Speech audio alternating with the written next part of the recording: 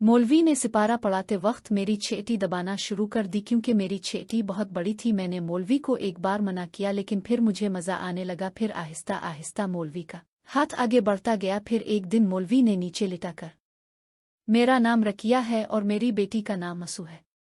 इसकी उम्र इस वक्त 17 साल थी जब वो मैट्रिक में थी। मेरी बेटी स्कूल से आती तो रोज़ इसकी सहेली हुमैरा हमारे घर आ जाती। हुमैरा सुबह के वक्त स्कूल और शाम को मस्जिद जाया करती थी। दरअसल मस्जिद में मदरसा भी बना हुआ था और वो हाफिजा बन रही थी। इसी वजह से वो रोज़ मुझे कहती कि इसे मेरे साथ भेज दिया करे। हमारे कारी साहिब बहुत अच्छे हैं, वो इसे भी पढ़ा दिया करेंगे।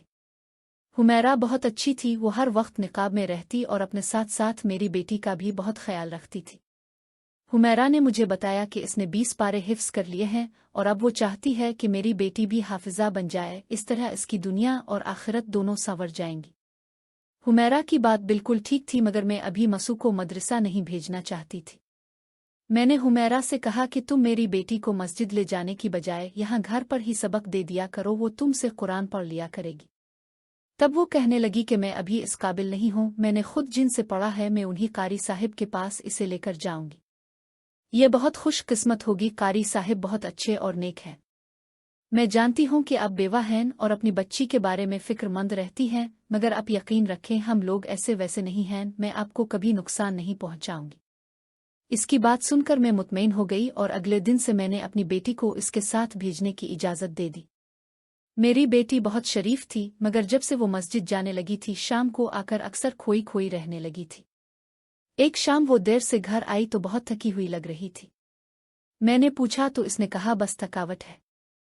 हुमैरा ने कहा कि अगर इजाज़त दें तो वो रात को यही रुक जाए और मसू को सबक याद करा दे। मैंने खुशी से इजाज़त दे दी। अगले दिन भी वो कारी साहिब के पास गई, मगर इस दिन वो बहुत देर तक वापस नहीं आई। मुझे परेशानी होने लगी। मैंने हुमैरा को फ़ोन किया तो इसने कहा कि आज देर हो जाएगी, मगर जब काफ़ी वक्त गुजर गया और फ़ोन भी बंद आने लगा तो मेरी परेशानी बढ़ गई। आखिरकार इसने मस्जिद का पता बताया। मैं वहां पहुंची तो मस्जिद बंद थी।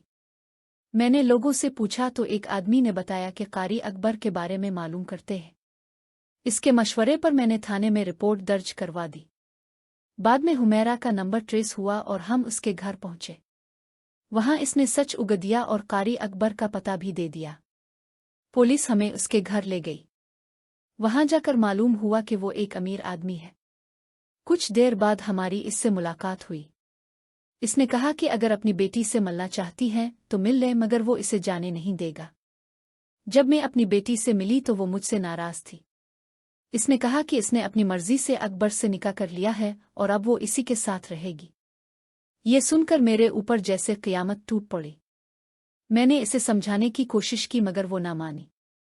बाद में हुमैरा ने बताया कि वही मेरी बेटी को अकबर के पास लेकर गई थी और उसने मेरे खिलाफ बातें की थीं, जिसके बाद निकाह हुआ। ये सब सुनकर मैं टूट गई। मैंने अपनी बेटी से ताल्लुक़ ख़त्म कर दिया। अब अकबर चाहता है कि मैं इसे मुआफ़ कर दूं, मगर मैंने फ़ैसला कर लिया है कि मैं इससे कभी नहीं मिलूंगी।